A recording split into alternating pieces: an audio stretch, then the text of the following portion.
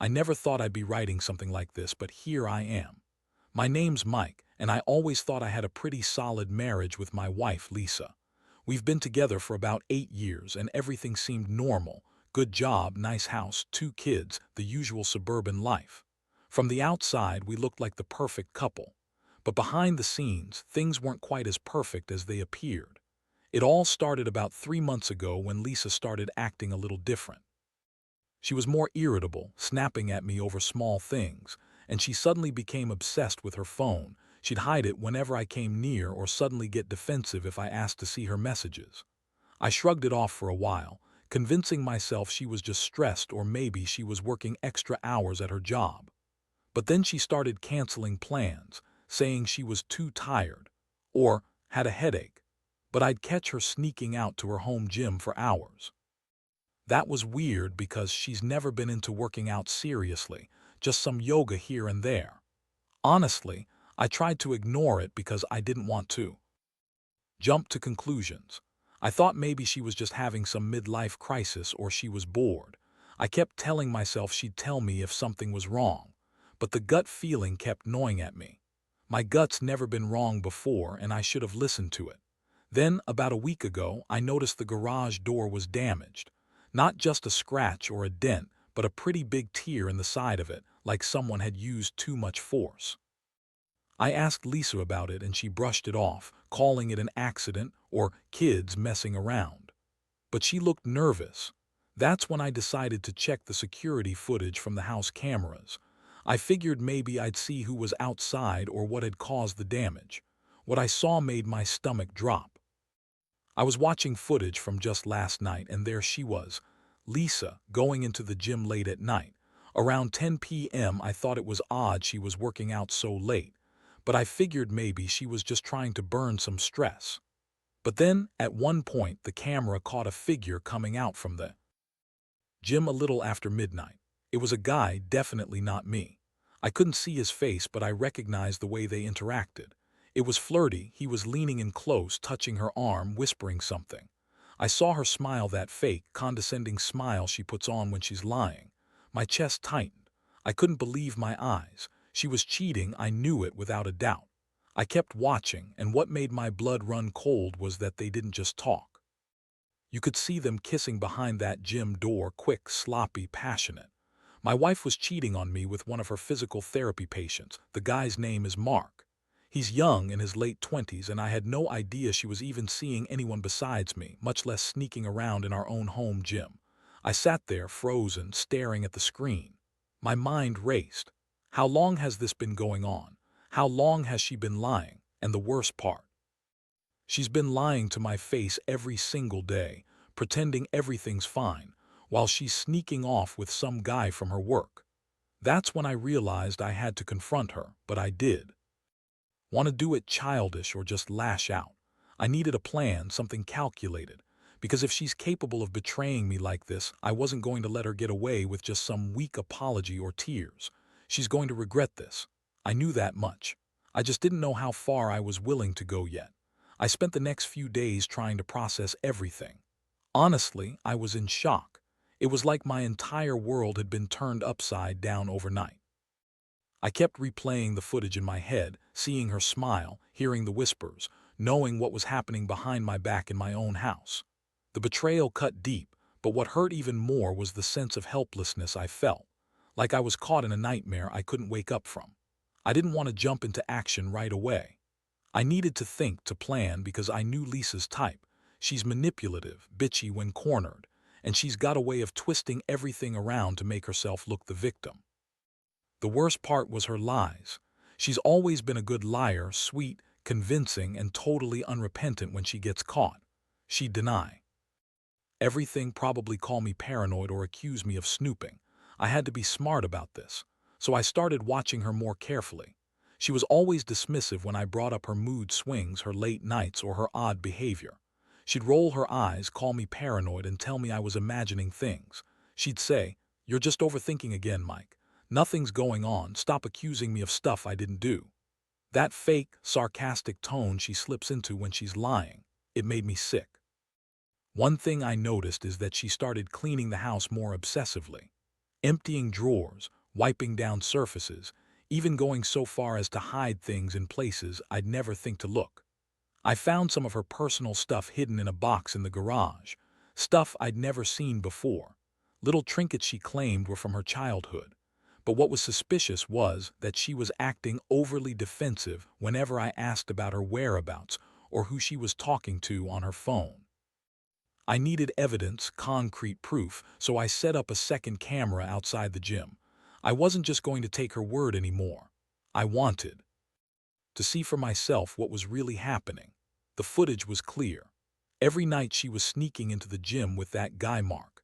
I even caught her on camera bending over to grab her towel while he was pressing her against the wall. It was repulsive to see the woman I loved, the woman I thought I knew, turned into some cheap slut hiding her affair behind my back. That's when I finally decided I'd had enough. I had to confront her, but I knew she'd try to spin it or lie her way out of it. So I waited until she was in one of her I'm the victim moods, then I brought her into the living room, showed her the footage on my phone, and watched her face drain of all color. She looked at me with that typical bitchy sneer, crossed her arms, and tried to deny it all. "You're crazy, Mike. You're just paranoid because I've been stressed. You're fucking paranoid and insecure. That's why you're accusing me of this bullshit." I didn't yell. I stayed calm because I knew her. I knew her tricks. Instead, I told her, "You can lie all you want, Lisa, but I saw it with my own eyes. You're cheating on me in our house behind my back, and I don't know what kind of sick game you're playing, but I'm done pretending everything's fine." Her eyes flickered with rage and guilt, but she quickly masked it with that bitchy, deflective attitude she always uses when she's cornered. Her reaction was classic. She started bawling, claiming I was overreacting, that I was crazy, and that I was just jealous. She called me controlling and accused me of spying on her because I was insecure. But I didn't buy it. I knew the truth now, and I could see it in her eyes. She knew she'd been caught, and she didn't have a single excuse that could save her. At that moment, I felt a mix of anger, sadness, and outright disgust. I'd loved this woman, I really did, but now I saw her for what she was: a liar, a cheat, and someone who'd betrayed me in the worst way possible. I didn't want to break her, but I knew I had to decide what I was going to do next. My marriage was crumbling, and I had to figure out if I was willing to fix it or if I was done for good. Either way, I wasn't going to be the fool who got played in his own damn house. After I confronted Lisa the way I did, everything changed. She threw a tantrum, calling me names, saying I was jealous and paranoid, trying to turn the tables. She even had the nerve to cry and say I was ruining our family over some stupid footage. But I didn't care. I was done pretending she wasn't lying and cheating behind my back. I told her I needed space, that I couldn't be around her anymore until she decided what kind of woman she wanted to be. She stormed off, calling me names, saying I was overreacting and that she wasn't cheating, just a little fun with Mark, as if that made everything okay. I spent the next couple of days in a fog. I felt a tornado of emotions: anger, betrayal, heartbreak, and an overwhelming sense of loss. I kept replaying the footage, trying to understand how she could do this to me. How could she betray everything we built? I thought about the times she'd dismissed my concerns, how she'd lied about her late nights, and how she'd looked at Mark like he was something she wanted more than me. That realization stung the worst. I started thinking about my options. Part of me wanted to pack my bags, take the kids, and leave that very second. But I also knew Lisa wouldn't go quietly. She'd fight, she'd lie, she'd manipulate. And who knows what she'd do to try and keep her secret safe. I needed a plan. I had to be smart. I decided I'd wait and see how she responded, but I was already leaning toward ending this mess once and for all. In the meantime, I started gathering evidence. I didn't want just the footage. I wanted her texts, her emails, anything that could back up what I saw. I hacked into her phone when she wasn't around, just enough to find some proof. Sure enough, I found some incriminating messages. She'd been texting Mark constantly, calling him the best thing that's happened to her. There were pictures, flirtatious messages, even plans to meet up again. That sealed it for me. No way was I going to be the fool who got played while she was out screwing around behind my back. Meanwhile, Lisa doubled down on her lies. She started denying everything, calling Mark a friend, saying I was crazy for suspecting her. She even tried to turn the blame around on me, saying I was neglecting her, making her feel like garbage, and that I was just insecure. But I knew better. I knew I wasn't imagining things. I knew she was cheating, and she knew I knew. That's when I decided I wouldn't go down without a fight. I began making plans to leave. I contacted a lawyer, started packing some of my things secretly, and gathered enough evidence to take to a divorce attorney if it came to that. But I also thought about how to make her regret this betrayal. That's when I decided I'd do something that would hit her where she'd feel it most. The same way she'd betrayed me in our own home, I'd turn her world upside down. The next step was to catch her in the act again or get her to admit everything. I set up a few more cameras around the house, especially near the gym and the bedroom. I wanted her to see I was serious about catching her in the act, and I wanted her to know I wasn't going to just walk away quietly. It was time she understood that her lies and her affair had consequences. And then, one night, I waited. I sat in the dark, watching the screens, heart pounding, stomach tight. Sure enough, around 10:30 p.m., she slipped out of the house, heading toward the gym. I waited, not moving a muscle, until I saw Mark's face on the camera. He was sneaking into the backyard, climbing through the window of the gym like he was in some damn spy movie. I saw Lisa follow him, closing the door behind her. That was it, the proof I needed. This wasn't just an affair anymore, it was a full-on betrayal. I sat there, watching as they disappeared into my gym, thinking about how everything I believed in had shattered. That night, I couldn't sleep. I sat there staring at the screens, heart pounding in my chest. Watching her sneak off with Mark again felt like a punch to the gut. This wasn't some fleeting mistake. It was a full-blown, deliberate betrayal in our own house. I felt the anger boiling up, mixed with a deep, cold sadness. How could she do this to me, to us? All those years, all those plans, she threw them away for some young guy who probably didn't even know what he was getting into. I knew I had to act, but I had to be careful. I wasn't just going to confront her again and get some messy fight. No, this time I wanted her to see that I knew everything. I wanted her to realize I had proof, that I was serious, that I wasn't the fool she thought I was. The next morning, I decided I'd get the ball rolling with a real plan. First, I'd make sure she never caught me off guard again. I installed a few more cameras, especially in the bedroom and around the house. I wanted to record everything, her lies, her sneaking around, her cheating. I wasn't going to let her spin her way out of this. I also started documenting everything, screenshots of her messages, the footage, even her recent behavior. This was going to be my ammunition. But I didn't want her to think I was planning something drastic right away. I figured I'd play along for a little while longer, just enough to make her slip up again or to give her enough rope to hang herself with her lies. I was angry, yes, but I also wanted her to see that I wasn't some fool easily manipulated.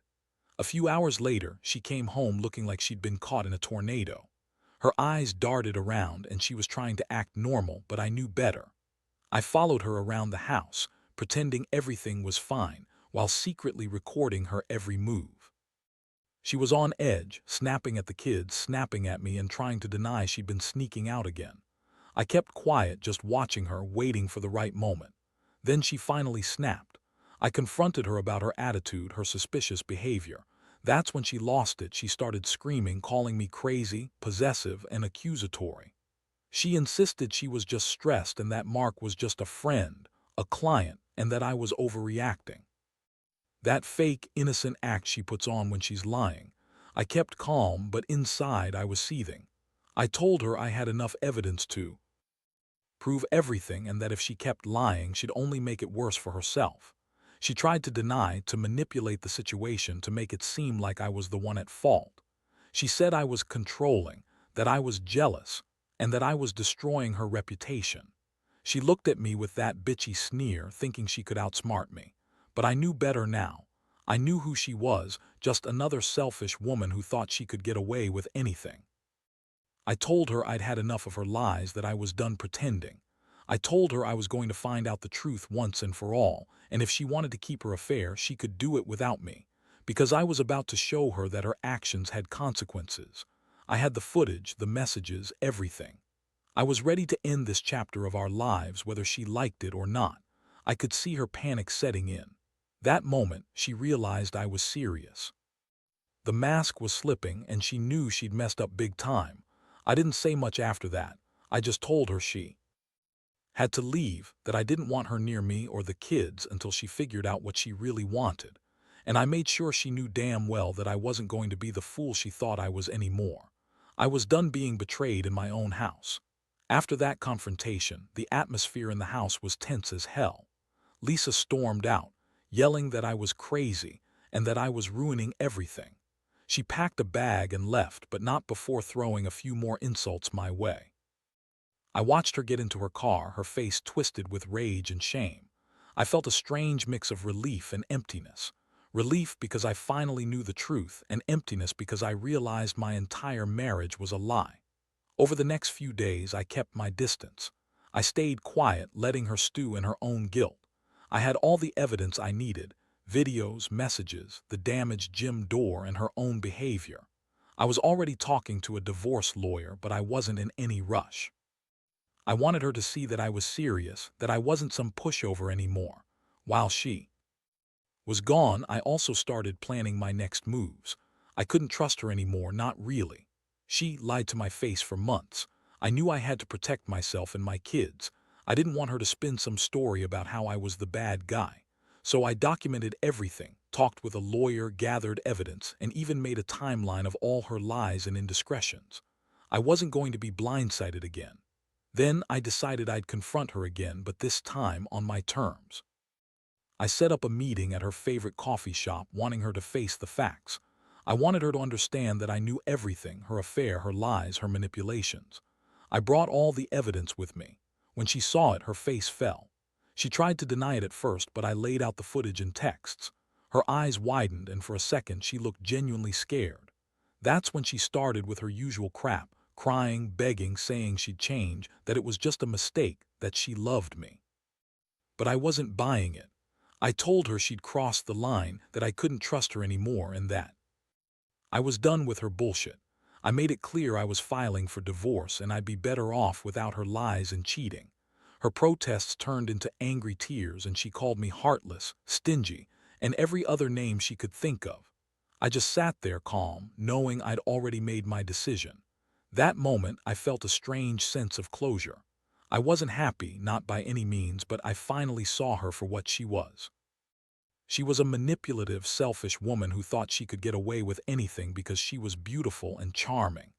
But the truth was, she was just a liar and a cheater, and I was done being her fool. Now I'm in the process of finalizing everything. The house, the kids, the custody, everything's on the table. I don't see a future with her anymore. It hurts, yeah, but it's better than living under her shadow, knowing she's betrayed me and our family. I've learned a lot through this mess.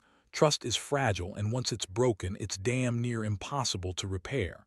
I wish I could say I'm fully healed, but I'm not. Still, I know I'll be okay.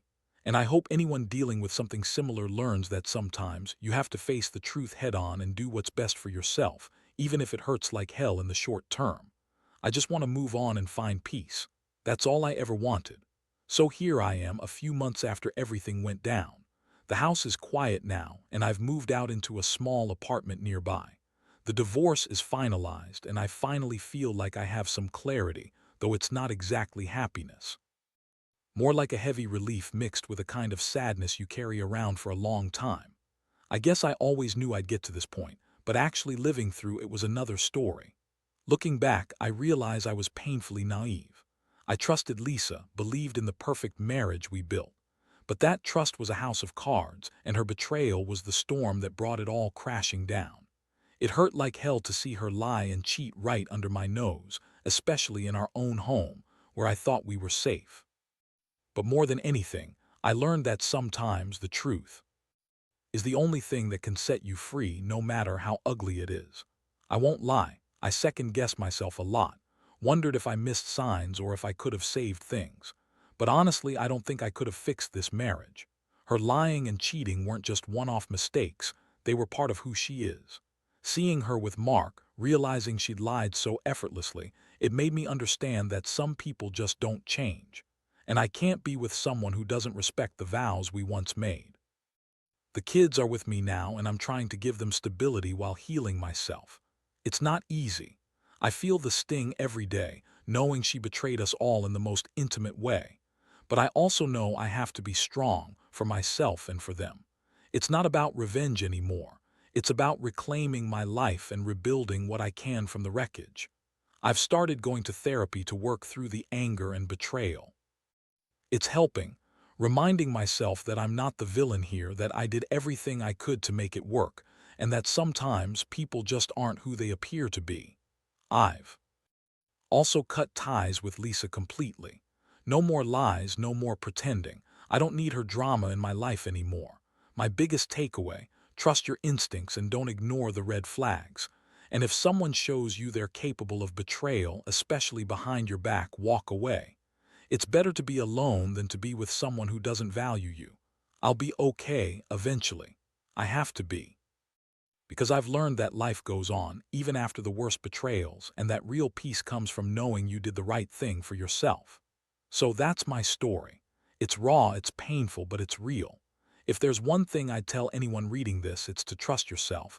Don't let anyone treat you like dirt, and never stay in a situation where your love and trust are being trampled on. Because in the end, your happiness is what matters most. And I'm finally starting to believe I'll get there someday.